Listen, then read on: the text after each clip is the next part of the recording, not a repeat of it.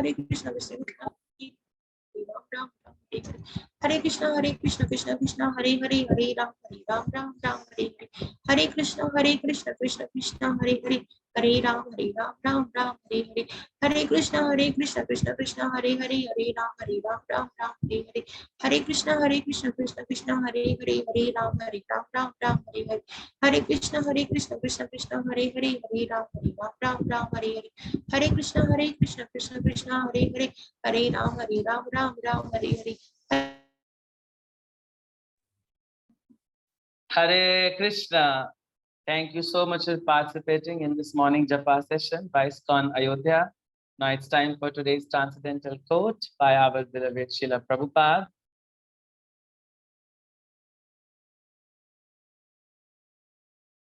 So today is August 6th and today's quote is, our society is like one big family and our relationships should be based on love and trust. We must give up the fighting spirit and use our intelligence to push ahead. Letter to Upendra, August 6, 1970. Hindi में अनुवाद है, हमारा संघ एक बड़े परिवार के समान है और हमारे संबंध प्रेम और विश्वास पर आधारित होने चाहिए। हमें लड़ाई झगड़े की भावना त्याग देनी चाहिए और इस आंदोलन को आगे बढ़ाने के लिए बुद्धि का प्रयोग करना चाहिए। उपेंद्र को पत्र 6 अगस्त 1970। भक्ति वेदांत स्वामी श्रील प्रभुपाद की जय।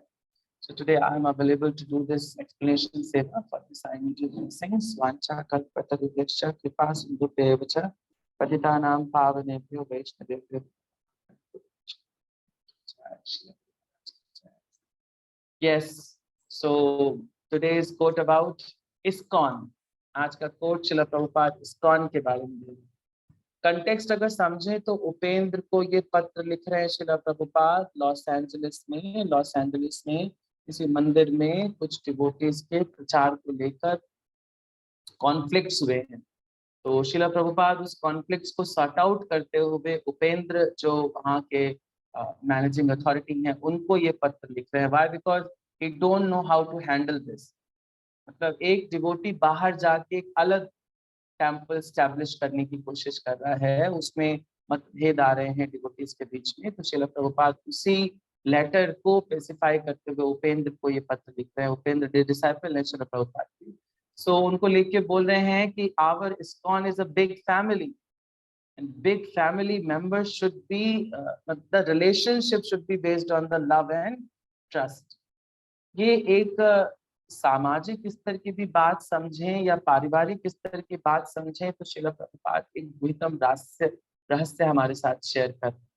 अगर आप एक फैमिली में रहते हैं और फैमिली के मेंबर्स के बीच में लव और ट्रस्ट नहीं है, so obviously there will be fight at every moment. हर मोमेंट पे फाइट होगी। अगर हम एक दूसरे से प्रेम का आदान प्रदान नहीं करते हैं, साथ ही साथ भरोसा नहीं करते हैं, विश्वास, ये दो बड़ी इंपॉर्टेंट चीजें हैं एक परिवार को सुनिश्चित रूप से चलाने के लिए। ये गृहस्थों को जीवन में अपने उतारना चाहिए। क्यों? क्योंकि श्रील प्रभुपाद ने ISKCON जैसे इतने बड़े परिवार को बस इन्हीं दो स्तंभों पे टिका के रखा है। What is that? Love and trust. ये दो चीजें भक्तों के बीच में इतना कूट कूट के भरा है श्रील प्रभुपाद ने। ISKCON की जब भविष्यवाणी की जाती है तो बोलते हैं कलयुग के 10,000 सालों तक ISKCON रहने वाला है। Why? Because there is love and trust between the devotees. कैसे इसको प्रैक्टिस किया जाता है? प्रैक्टिस करने के लिए भक्त को अलग अलग श्रेणी के भक्तों के साथ किस प्रकार का व्यवहार करना है ये सिखाया जाता है। जैसे भक्तों की श्रेणियों को अगर आप कैटेगराइज करें तो 3 श्रेणियां हैं शास्त्रों में। पहली श्रेणी कनिष्ठ भक्त की, दूसरी मध्यम भक्त की और जो तीसरी श्रेणी है वो उत्तम भक्त की है या उच्चतम भक्त की भी आप बोल सकते हैं। कनिष्ठ श्रेणी का जो भक्त होता है वो नियोफाइट होता है। तो क्या बताते हैं रूप गोस्वामी उपदेशामृत में? बताते हैं कि इस प्रकार के भक्त के साथ आपका केयरिंग नेचर होना चाहिए, आपको उसकी केयर करनी। नया भक्त जैसे ही मंदिर में आता है, जो सीनियर डिवोटीज होते हैं सबसे पहले उसको प्रसाद खिलाते हैं, उसको सानिध्य देते हैं, उसको हरिनाम देते हैं। This is caring and this develops the feeling of love. This develops the feeling of love in the heart of a neophyte devotee. एक जो नव भक्त मंदिर में पहली बार आया है, उसके हृदय में प्रेम जागृत होता है कि समाज में मुझसे कोई इतना प्रेम तो करता नहीं, मेरे घर में भी मुझे इतना प्रेम नहीं मिलता। कि इस्कॉन ऐसी संस्था है जहाँ पर भक्त इतना सौम्य भाषा में बात करते हैं, इतना सौम्य हृदय से हमारा स्वागत करते हैं, सौम्य व्यवहार करते हैं। तो ये जो सौम्यता है, ये व्यक्ति को आकृष्ट करती है और हमारे उसके बीच में प्यार डेवलप करती है। और इस प्यार का कन्वर्जन कैसे ट्रस्ट में हो जाता है, ये उस नियोफाइट डिवोटी को भी नहीं पता लगता है, बट उस उच्चतम कोटि के डिवोटी को ये पता होता है कि कुछ दिनों में ये मेरे पे विश्वास करने में, है ना। ऐसा हुआ है हमारे साथ। हम भी जब मंदिर में पहले पहल गए तो एक भक्त ने हमें बहुत अच्छे से ग्रीट किया, बहुत अच्छे से प्रेम दिया, और उस प्रेम के वश में हम बिक गए और हमने क्या करना शुरू कर दिया, विश्वास करना शुरू कर दिया। उसने कहा कृष्णस्तु भगवान स्वयं, हमने माना, हमने विश्वास करना शुरू किया, कृष्णस्तु भगवान स्वयं। जप करने से हरेर नाम हरेर नाम है केवलम, हमने उसकी ये बात मानी और हमने जप करना शुरू कर दिया, 4 नियमों का पालन करना शुरू कर दिया। So this is the bounding, it connects the people, it beholds the people. अगर ये लोगों के बीच में है प्यार और विश्वास, तो प्यार और विश्वास की बुनियाद को आप जितना मजबूत करेंगे, एक पर्टिकुलर संस्था, एक पर्टिकुलर ऑर्गेनाइजेशन उतना ही स्ट्रांग होता है। इस्कॉन आप देखें, इतना स्ट्रांग ऑर्गेनाइजेशन है कि many other organizations are trying to break it, but still it is growing day by day. Why? To make it proper, इसको प्रॉपर रन कराने के लिए शिला प्रभुपाद अपने लेटर में भूपेंद्र को लिखे, उस लेटर में, वो लेटर अगर आप पढ़ें तो उसमें शिला प्रभुपाद एक और बता रहे हैं कि संस्था में रहने वाले भक्तों के मध्य प्रेम और विश्वास की इस डोर को मजबूत करने के लिए मैंने इस्कॉन गवर्निंग बॉडी कमीशन की स्थापना करी है, जिसको हम जीबीसी के नाम से जानते हैं। जीबीसी हमारी एक ऐसी ऑर्गेनाइजेशन है जो संस्था में होने वाले समस्त दार्शनिक विचारों, फिलोसॉफिकल विचारों या भक्तों के बीच में हो रहे कोई मतभेद या कंटेम्पररी सिचुएशन के अनुसार क्या बदलाव करना है, क्योंकि हर देश काल परिस्थिति में हर रूल को पालित कर पाना असंभव होता है ना। जैसे दुबई जैसे देश में धोती पहनना अलाउड नहीं है, तो जीबीसी ने अलाउड किया है कि आप कुर्ता पहन सकते हैं, आप पैंट पहन सकते हैं। पाकिस्तान जैसे देश में धोती पहनना मना है, तो जीबीसी ने उस contemporary, GBC is none other than Srila Prabhupada living form. Shila Prabhupada GBC के रूप में लिविंग फॉर्म में अवेलेबल हैं, सशरीर अवेलेबल है। So GBC is like body, GBC means governing body commission. ये जो शिला प्रभुपाद ने स्थापित किया, ये मंदिरों में हो रही समस्त गतिविधियों को ऑब्जर्व करता है। ऑब्जर्व करने के साथ साथ ये देखता है क्या इस बड़े परिवार में, जो परिवार दिन ब दिन बढ़ रहा है ना, दिन ब दिन बढ़ रहा है। क्या बोलते हैं, परिवार में अगर कुछ बर्तन होते हैं तो आपस में खटकते जरूर है, बट उस खटकन को तुरंत से सॉल्व कर देने जिम्मेदारी जीबीसी की। जीबीसी इसको तुरंत से सॉर्ट आउट कर देता है। जीबीसी में कौन है, जीबीसी में हमारे सन्यासीज हैं। सन्यासी जो श्रील प्रभुपाद के डिसाइपल्स हैं, ये तुरंत से तुरंत प्रॉब्लम्स को सॉल्व कर देते हैं और लोगों के बीच में प्रेम और विश्वास को डेवलप करने का प्रयास करते हैं और इस प्रॉब्लम को सॉर्ट आउट कर दिया जाता है तुरंत से। तो वही श्रील प्रभुपाद कहते हैं कि इतना बड़ा परिवार है, परिवार के इतने सारे लोग हैं, बहुत बड़ा परिवार है। श्रील प्रभुपाद अपने एक लेटर में लिखते हैं कि ISKCON is a big roof in which the whole world can stay. ये एक ऐसी बड़ी छत है, एक ऐसा वृक्ष का आश्रय है जिसमें पूरा विश्व आश्रय आके ले सकता है और जगह की कमी नहीं, जगह की कमी नहीं। हमारा हृदय इतना बड़ा है कि हम अपने छोटे से सेंटर पर भी 100-200 लोगों को बुलाकर प्रसाद करा देते हैं। इससे Srila Prabhupada must say why, because of love and trust. So Srila Prabhupada हमें ये इंस्पायर कर रहे हैं कि जिस प्रकार इस्कॉन जैसी संस्था प्यार और विश्वास के स्तंभ पे खड़ी हुई है और भक्तों के बीच में ये ददाति प्रतिगृहणाति हो रहा है, जैसे सेड बाय श्रील रूप गोस्वामी उपदेशामृत, ददाति प्रतिगृहणाति मतलब हम लोगों को ज्ञान दे रहे हैं, साथ ही साथ उनका ज्ञान सुन भी रहे हैं। तो इस स्तर से हमारे और उनके बीच में प्रेम डेवलप हो रहा है और प्रेम डेवलप होने की वजह से हम क्या कर रहे हैं, हम लोगों के बीच में ट्रस्ट बढ़ रहा है, विश्वास बढ़ रहा है और जितना विश्वास बढ़ेगा उतनी ही हमारा इस्कॉन का उम्र होगा। और उतना ही हम साथ में अपने शिला प्रभुपाद के आशीर्वचनों का पालन करके भगवत धाम जा सकते हैं। सो प्रेम और विश्वास बहुत जरूरी है, क्योंकि इस्कॉन में जब हम इंटर हुए थे तो यही दो चीजें हमें मिली थी और इनको आगे तक हमें कंटिन्यू रखना है। हर किसी से प्रेम करना है। हो सकता है आपकी मंदिर में ही कोई निंदा करे, आपको बुराई करे, फिर भी आपको उसको प्रेम से ट्रीट करना है। श्रीला श्री चैतन्य महाप्रभु कहते हैं, जार मुखे हरि है तार मुखे प्रणाम। जो एक बार भी अपने मुख से हरि बोल देता है उसको प्रणाम कर देना चाहिए, उसको दंडवत दे देना चाहिए। जिसके मुख से एक बार भी हरे कृष्ण निकला है, कोई भी भक्त मंदिर में आया उसको आपको बहुत क्या बोलते हैं, सौम्य हृदय से स्वागत करना चाहिए। इससे प्रेम डेवलप होगा and this Prem will later on develops into विश्वास, और विश्वास से हमारी संस्था का नींव और स्ट्रांग होगा। Okay, so thank you so much. That's all I understood from today's translated quote by Srila Prabhupada. Now it's time for today's shloka. So today we have a combo shloka. तो आज हमारे साथ decide करने के लिए हैं नरेश कृष्णात्रेय प्रभु जी। हरे कृष्णा। हरे कृष्णा, साष्टांग प्रणाम। प्रणाम प्रभु जी। प्रभु जी मैं स्क्रीन पर श्लोका लगा रहा हूँ।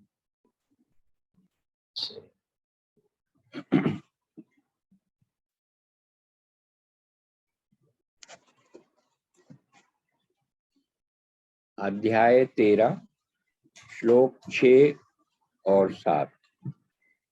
महाभूतान अहंकारो बुद्धिरेव्यक्तमेव च इंद्रियाणि दशेकञ्च पंचचेन्द्रियगोचरा इच्छा द्वेष सुखम दुखम संघातश्चेतना धृति एतत् क्षेत्रं समासेन सविकारम् उदाहतम्।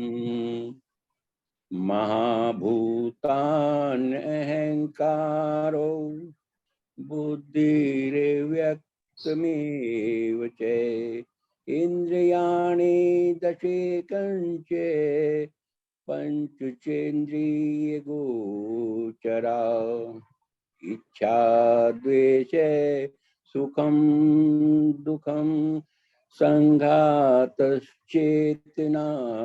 धृति एतत् क्षेत्रं समासेन सविकारम् उदाहतम्। महाभूतान्यहंकारो बुद्धिर्व्यक्तमेव च इंद्रियाणि दशेकञ्च पंचचेन्द्रियगोचरा इच्छा द्वेष सुखम दुखम संघातश्चेतना धृति एतत् क्षेत्रं समासेन सविकारम् उदाहतम्। अर्थात पंच महाभूत, अहंकार, बुद्धि, अव्यक्त तीनों गुणों की अप्रकट अवस्था, दसों इंद्रियां तथा मन, पांच इंद्रिय विषय, इच्छा द्वेष सुख दुख संघात, जीवन के लक्षण तथा धैर्य, इन सबको संक्षेप में कर्म का क्षेत्र तथा उसकी अंतःक्रियाएं विकार कहा जाता है।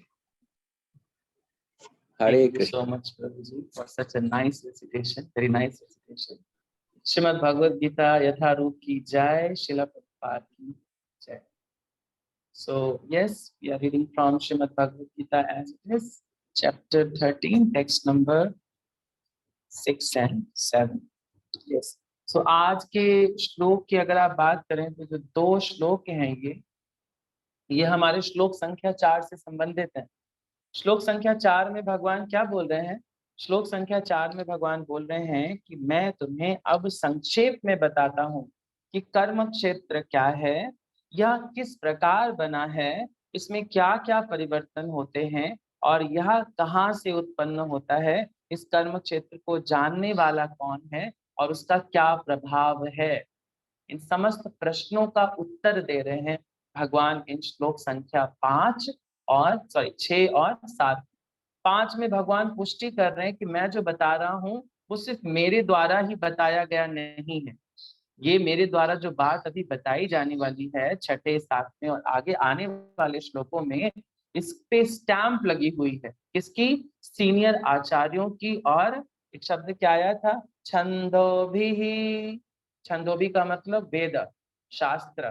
जैसे कल हमने तैत्तिरीय उपनिषद और ब्रह्म सूत्र का रेफरेंस दिया था, तो वही अब भगवान अपनी बात को आगे बता रहे हैं। एंड आज का श्लोक बहुत महत्वपूर्ण है क्योंकि आज के श्लोक में कोई भी आपसे ये पूछ सकता है कि आपका शरीर किन तत्वों से बना हुआ है। सो उन तत्वों का डिस्क्रिप्शन दिया गया, कौन कौन से तत्व, यानी what is the composition of your body and how it changes and how it affects you.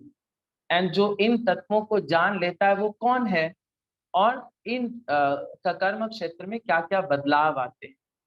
तो श्रील प्रभुपाद इस बात को, भगवान की बात को इलाबरेट करते हुए लिख रहे हैं कि महर्षियों, यहाँ पर भी देखिए श्रील प्रभुपाद जनरल बात नहीं कर रहे। श्रील प्रभुपाद ये नहीं कह रहे this is by me, this is by महर्षि वैदिक सूत्र एवं वेदांत सूत्र से प्रमाणित कथनों के आधार पर। आधार दिया जा रहा है किसका, शास्त्रों का, आचारों का, वेदांत सूत्रों का, है ना, सुक्तियों का। इन समस्त बातों का रेफरेंस देते हुए श्रील प्रभुपाद बता रहे हैं कि जो हमारा कर्म क्षेत्र है, यानी जो हमारा शरीर है, वो 24 तत्वों का बना हुआ है। वो 24 तत्व हैं कौन कौन से, वो श्रील प्रभुपाद बता रहे हैं अपने पर्पट में। तो श्रील प्रभुपाद लिखते हैं कि जो तत्व हैं, इनमें से पहले, तो आप चाहे तो कहीं पे नोट कर सकते हैं, पहले तत्व कौन कौन से हैं। पृथ्वी, ये स्थूल तत्व है, यानी आप इसको महसूस कर सकते हैं, दे आर टचेबल, टच कर सकते हैं आप, और दे कैन बी एक्सपीरियंस। पहला है पृथ्वी, जल, अग्नि, वायु, आकाश। कितने हो गए, 5, है ना। तो 24 में से 5 हो गए। कौन कौन से, पृथ्वी, जल, अग्नि, वायु, आकाश, और इन तत्वों को महाभूत कहा जाता है। जब गर्भोदक्षाई विष्णु इंक्लूड करते हैं इस ब्रह्मांड के क्रिएशन में, जब ब्रह्मांड के क्रिएशन में इंक्लूजन होता है, तो इन्हीं 5 तत्वों का सर्वप्रथम प्राकट्य होता है। सो महाविष्णु से प्रकट हुए, दैट्स व्हाई इनको क्या बोलते हैं, महाभूत, है ना। ये महाभूत तत्व हैं। कौन कौन से, पृथ्वी, जल, अग्नि, वायु, आकाश। तो ये 5 महाभूत तत्व हैं। फिर कुछ तत्व ऐसे हैं जो सूक्ष्म हैं, जो इनके विकार स्वरूप हैं, और इनके विकार स्वरूप है वो क्या है, अहंकार, अहंकार और बुद्धि। ये सूक्ष्म तत्व हैं, ये आपको फील नहीं होंगे, but they are available within the body, ये विद इन द बॉडी। तो कितने हो गए अब तक, 7, 5 महाभूत और बुद्धि और अहंकार, छठा और 7वां। 8वां कौन सा है, 8वां है तीनों गुणों की अव्यक्त अवस्था। 3 गुण कौन से, सतोगुण, रजोगुण, तमोगुण। इनकी अव्यक्त अवस्था, अव्यक्त अवस्था मतलब जो प्रकट नहीं हुई है, स्थूल रूप में, क्या बोले, सुसुप्त रूप में है, या इनएक्टिवेटेड फॉर्म में है। So this inactivated form is one composition, one तत्व। ये एक ही एलिमेंट गिना जाता है। 3 एलिमेंट्स का एक सुसुप्त अवस्था, that means this is one तत्व। बिकॉज कभी कभी एक्टिवेट होगा, ये कभी कभी नहीं होगा। इसके बाद आ जाते हैं, अब तक हमने कितने पढ़ लिए, अब तक हमने पढ़ लिए 8। याद रखिएगा, कहीं आप लिख सकते हैं, हो सकता है आपका भी इसके बाद एक टेस्ट हो जाए छोटा सा। क्या क्या हो गया, पहला क्या क्या है, स्थूल तत्व, पृथ्वी, अग्नि, जल, आकाश, वायु, फिर बुद्धि और अहंकार, और तीनों गुणों की सुसुप्त अवस्था, या तीनों गुणों का एक अप्रकट अवस्था, अव्यक्त अवस्था। इसके बाद आ जाते हैं आपके 5 ज्ञानेंद्रियां। ज्ञानेंद्रियां वो जिनसे आप ज्ञान प्राप्त करते हैं। सो ज्ञान प्राप्ति यानी आप सेंसिबल करते हैं, क्योंकि ज्ञान प्राप्त करने का माध्यम सेंसेस है। लाइक मैंने आपको देखा, मैंने देखा ब्रजेश्वर प्रभु जी को बहुत बढ़िया सा तिलक लगा है, तो ये तिलक मैंने कहाँ से देखा? अपनी आंखों से देखा, तो मुझे ज्ञान प्राप्त हुआ प्रभु जी के बारे में कि उनका तिलक बहुत सुंदर है। सो ये ज्ञान इंद्रियां हैं। मैं आपका बहुत बढ़िया सा श्लोका रेसिटेशन सुन रहा हूँ, तो मेरी कान इंद्रियों ने इस ज्ञान को प्राप्त किया। सो 5 प्रकार की ज्ञान इंद्रियां हैं। कौन कौन सी ज्ञान इंद्रियां हैं जहां से हम ज्ञान प्राप्त करते हैं? नेत्र, फिर कौन सा है? कान, नाक, जीभ और त्वचा। दीज आर आवर ज्ञान इंद्रिया, है ना, सेंसेस है हमारे। हम यहाँ पर सेंस करके ज्ञान प्राप्त करते हैं, आंख से, कान से, नाक से, जिह्वा से और टच करके अपनी स्किन से, त्वचा से। फिर आप देखें तो 5 हमारी कर्म इंद्रियां हैं जो इन कर्म के क्षेत्र में आते हैं, मतलब वो काम करते हैं। वो एज अ लेबर क्लास आप मान सकते हो, वो काम करने का काम करते हैं। Means they used to do something, they don't used to get the senses or the knowledge, they used to do something, practically कुछ किया जाएगा। और इसमें 5 हमारी कर्मेंद्रियां हैं। पहला कौन सा? वाणी। वाणी, वाणी भी कर्म करती है। लाइक आप भगवत कथा कर रहे हैं तब भी कर्म हो रहा है, आप क्लास में बैठकर पढ़ा रहे हैं तब भी कर्म हो रहा है। दिस इज कर्मेंद्रिय, वाणी द्वारा कर्म किया जा रहा है। आपके पांव जो आपको चलने में मदद कर रहे हैं, आपके हाथ जिनसे आप चीजों को उठा रहे हैं, उठाने में आप शराब का ग्लास भी उठा सकते हैं, उठाने में आप भगवान की आरती भी उठा सकते हैं। So it depends on consciousness. ये हम आगे पढ़ेंगे वैसे, है ना। दूसरा है गुदा। गुदा मतलब जहां से हम मल त्याग करते हैं, इंग्लिश में एनस। ये भी हमारा एक कर्मेंद्रिय है, बिकॉज यहाँ से भी आपकी बॉडी का एक कर्म हो रहा है ना, आपकी बॉडी क्या बोले, प्यूरिफाइड हो रही है। दूसरा है लिंग। लिंग का मतलब जननेंद्रिय, जननेंद्रिय, जहां से आप संतान उत्पत्ति कर रहे हैं, साथ ही साथ संतान उत्पत्ति कर रहे हैं, और साथ ही साथ आप अपने बॉडी के वेस्ट मटेरियल्स को भी एक्सक्रीट करें, तो यहाँ पर भी कर्म हो रहा है। ठीक है, तो यहाँ तक हो गए हमारे 5 ज्ञानेंद्रिय और 5 कर्मेंद्रिय, यानी टोटल 10 हो गए, है ना। 10 और ऊपर वाले कितने? 8। 10 8 कितने हो गए? 18। अभी इन सब में सबसे टॉप मोस्ट इंद्री आती है, जिसको श्रील प्रभुपाद अंतः इंद्री कहते हैं। अंतः इंद्री मतलब दिस इज वेरी क्या बोले, बहुत टॉप मोस्ट है, और इसके अंतर्गत आके हम इस भौतिक जगत में फंस जाते हैं, और इसके अंतर्गत आके हम इस भौतिक जगत से मुक्त भी हो सकते हैं, है ना। It is our enemy simultaneously our friend. ये हमारा मित्र भी है, शत्रु भी है, डिपेंड करता है आप इसका कैसा संग करते हैं। सो कौन है वो अंतः इंद्री? वो अंतः इंद्री है समस्त इंद्रियों का राजा, दैट इज हमारा मन, माइंड। माइंड को अंतः इंद्री बोला गया है। ये भी हमारे इस कर्म क्षेत्र यानी शरीर का बड़ा इंपॉर्टेंट एलिमेंट है। Even it is the top most important element. Why? Because it regulates the many other इंद्रियाज। वो बाकी जितनी इंद्रियां हैं वो इसके इन्फ्लुएंस में आकर काम करते हैं, है ना।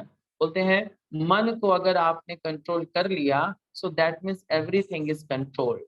जैसे आपके जैसे एक उदाहरण बताया गया है, आप एक रथ पर बैठे हैं और रथ में 10 घोड़े बंधे हैं, और 10 घोड़े अलग अलग दिशाओं में जा रहे हैं। तो 10 घोड़ों को कंट्रोल करने की लगाम अगर एक है, वो मन है, और आपने जब तक उसको नहीं पकड़ के खींचा, आपकी इंद्रियां कंट्रोल नहीं होंगी, और आप इस भौतिक जगत में इंद्रिय भोग करते करते माया की इतनी विकट स्थिति में फंस जाएंगे कि फिर निकल पाना अत्यंत मुश्किल होगा। सुदुर्लभ, इट इज वेरी दुर्लभ। तो कहाँ तक हो गया अभी तक? अभी तक हमने 18 पढ़ लिए, और प्लस 19 नंबर कौन सा? मन। ये हमारी अंतः स्थिति है, हमारा अंतः इंद्रिय है। चलो प्रभुपाद इसको अंतः इंद्रिय बोलते हैं।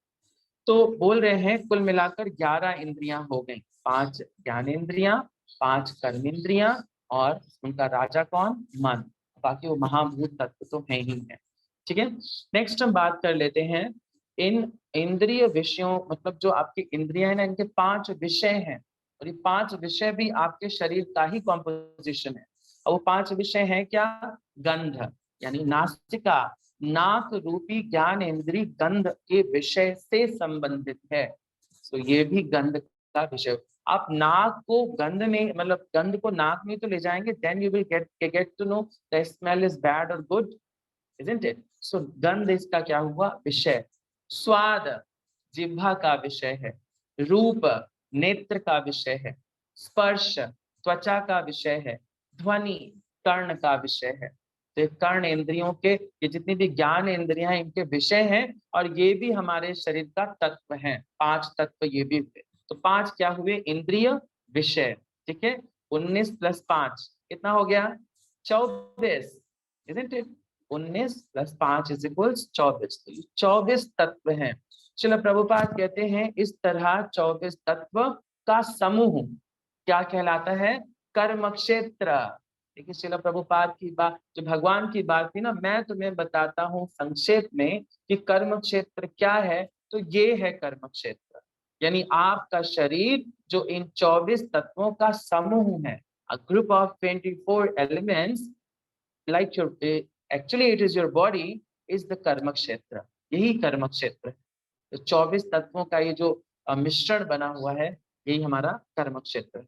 साथ ही साथ श्रील प्रभुपाद आगे कहते हैं फिर इच्छा, द्वेष, सुख तथा दुख नामक अंतः क्रियाओं के विकार हैं।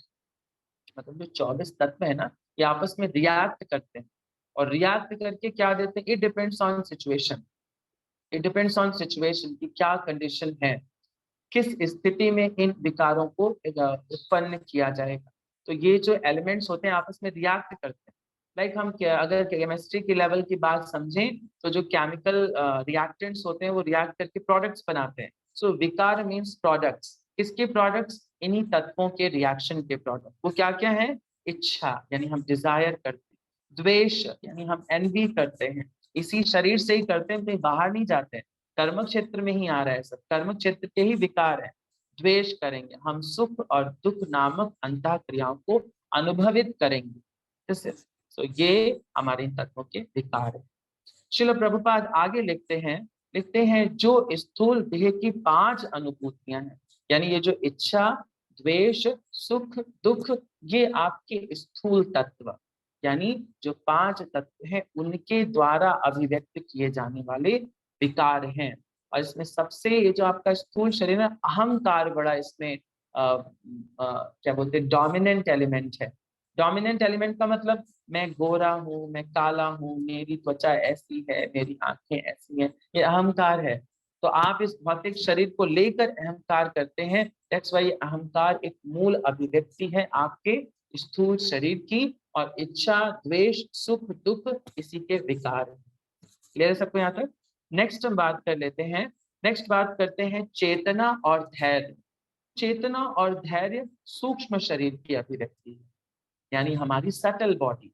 सटल बॉडी ही वो कारण है जिसकी वजह से मैं अपनी आंखें चला पा रहा हूँ, जिसकी वजह से मैं अपना मुख चला पा रहा हूँ, जिसकी वजह से मैं अपने हाथों को हिला पा रहा हूँ। मेरी जो चेतन अवस्था है और मेरे धैर्य का जो कारण है वो कौन है? मेरा सूक्ष्म शरीर, यानी सूक्ष्म शरीर की अभिव्यक्ति है। ओके, और नेक्स्ट बोल रहे हैं श्रील प्रभुपाद। श्रील प्रभुपाद बोल रहे हैं कि जो पंच महाभूत है वो अहंकार की अभिव्यक्ति में बताया जा चुका है, और बहुत जो शरीर को ही सब कुछ समझें, इस तरह की बुद्धि को श्रील प्रभुपाद बोलते हैं तामस बुद्धि। यानी वो प्रकृति के जो 3 गुण हैं उसमें से तमो गुण को अभिव्यक्त करते हैं।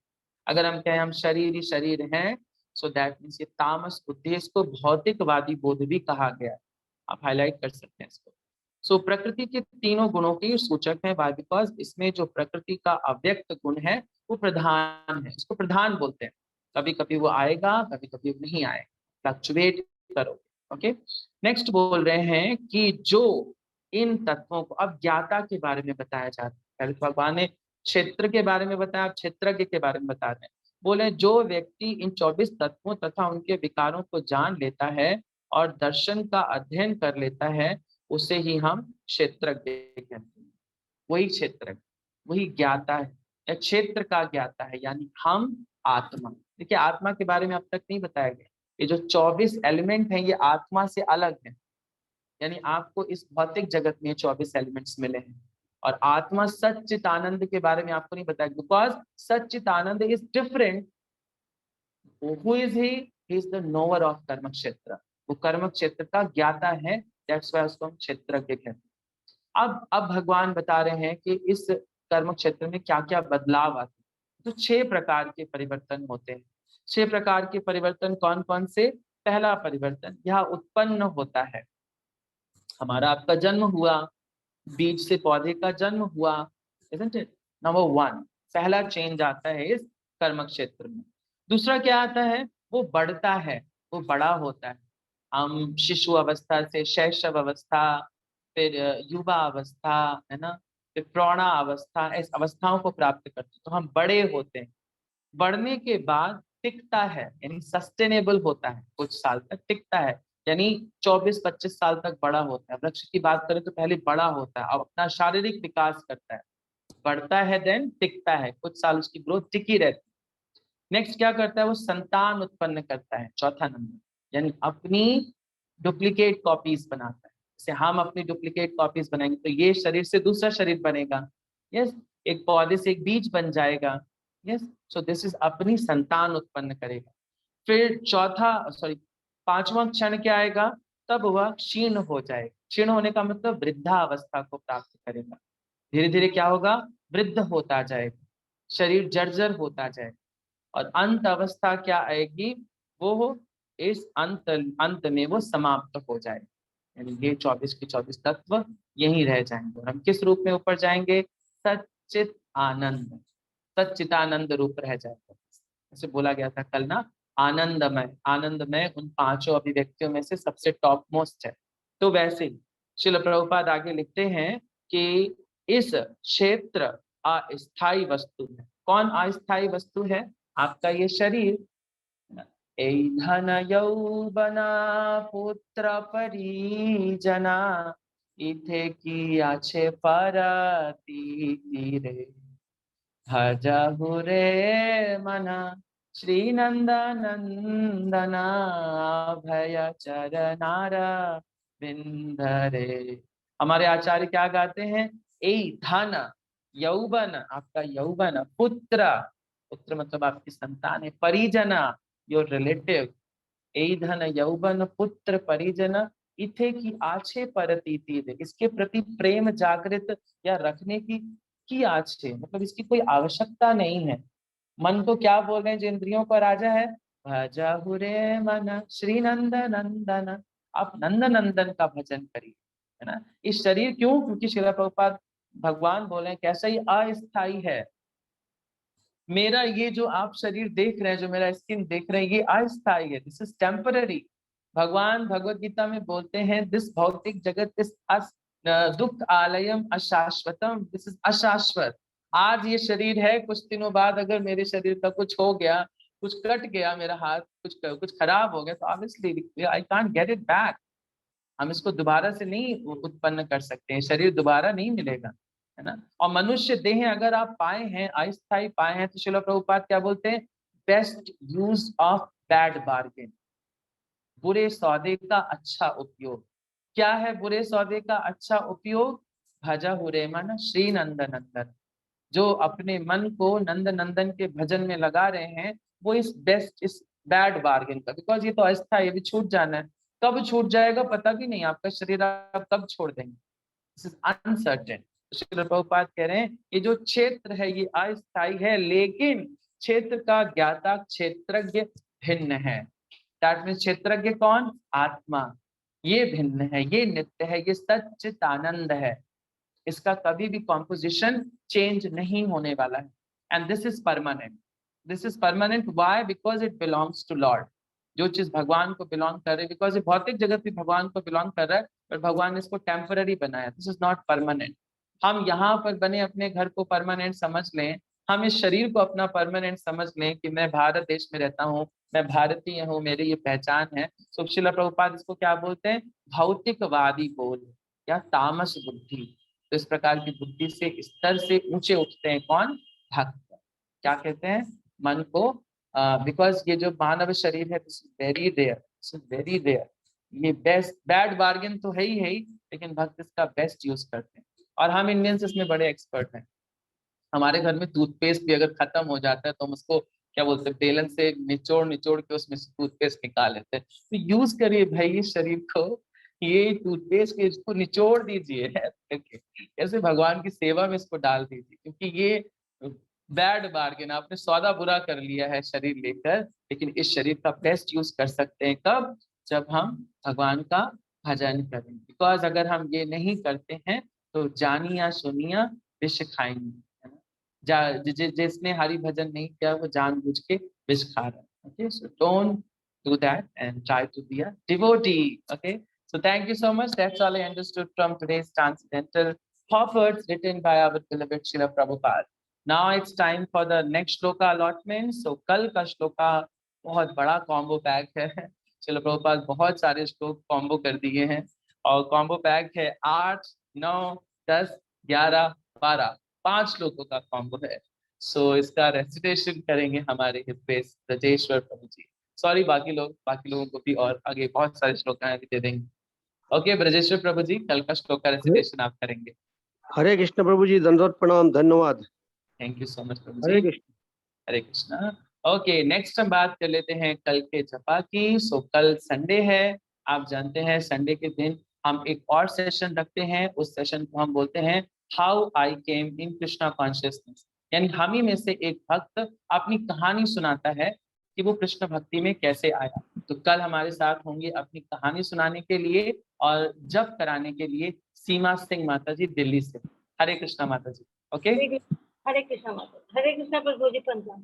ओके प्रभु। ओके, सो कल का श्लोका कराएंगे ब्रजेश्वर प्रभु जी एंड कल का जपा and how I came in Krishna consciousness कराएंगे सीमा सिंह माता जी। Now it's time for the revision of the श्लोका ऑफ द वीक। हम हर एक वीक एक श्लोका याद करते हैं। सो वो श्लोका मैं आपके साथ स्क्रीन पे शेयर कर रहा हूँ। आप मेरे साथ साथ उसको 3 बार रिपीट कर सकते हैं ताकि आपकी प्रैक्टिस हो जाए। So we are reading from Srimad Bhagavad Gita as it is, chapter 8, text number 5. Antakale cha mameva smaran mukta kalevaram ya prayati samadbhavam yati nastyatra samshaya. Antakale cha mameva smaran mukta kalevaram या प्रयाति समद्भावं याति नस्त्यत्र संशया। अंतकाले च मामेव स्मरन् मुक्त्वा कलेवरं यः प्रयाति समद्भावं याति नस्त्यत्र संशयः। श्रीमद् भगवद गीता यथारूप की जय, श्रील प्रभुपाद की जय। So thank you so much. There is one information regarding Janmashtami. We need your support for proper celebration of Janmashtami. Why? Because we are making lot many plans. और हमारे जानकीपुरम सेंटर जो इस्कॉन अयोध्या का लखनऊ में सेंटर है, हम उस पर भी जन्माष्टमी सेलिब्रेट करने वाले हैं। So we need your support. So please आप कैसे भी सपोर्ट कर सकते हैं। आप वहां आकर सेवा कर सकते हैं, आप डोनेशंस दे सकते हैं। Why? Because we require donations for that. So it is requested to everyone, please do participate in this and as much as like आप जितना भी डोनेट कर सकते हैं please donate it. Why? Because बहुत सारे एक्टिविटीज होते हैं, बहुत सारे फंक्शंस होते हैं और उन सब के लिए हमें लक्ष्मी की आवश्यकता होती है और ये सब प्रचार कार्य को आगे बढ़ाने के लिए पर्पस से किया जा रहा है। इसका विषय कहीं भी इंद्रिय भोग नहीं है, इसका विषय कृष्ण इंद्रिय तुष्टि है ना। कृष्ण की इंद्रियों को तुष्ट करना है, क्योंकि भगवान का प्रचार जितना ज्यादा होता है भगवान उतने ज्यादा प्रसन्न चित्त होते हैं। ठीक है। दूसरी इंफॉर्मेशन मायापुर कैंप से रिलेटेड है। सो मायापुर कैंप में आप रजिस्ट्रेशन बहुत जल्दी करें, because seats are limited and they are getting filled very soon. बहुत जल्दी सीटें भर जाएंगी। Okay, thank you so much. Hare Krishna. This is Vaibhav Chaitanya Das thanking you all for participating in this morning japa session by ISKCON Ayodhya. Hare Krishna.